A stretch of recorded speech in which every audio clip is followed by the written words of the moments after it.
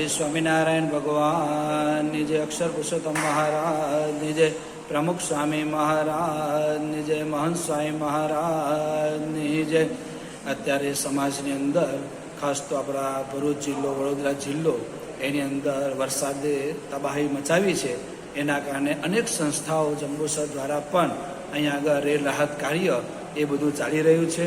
આજે વિશ્વ હિન્દુ પરિષદ, RSS દ્વારા અને આપણા BAPS સંસ્થા દ્વારા પણ અત્યારે આ પ્રકારનું કાર્ય અથવા રેલ રાહતનું ચાલી રહ્યું છે.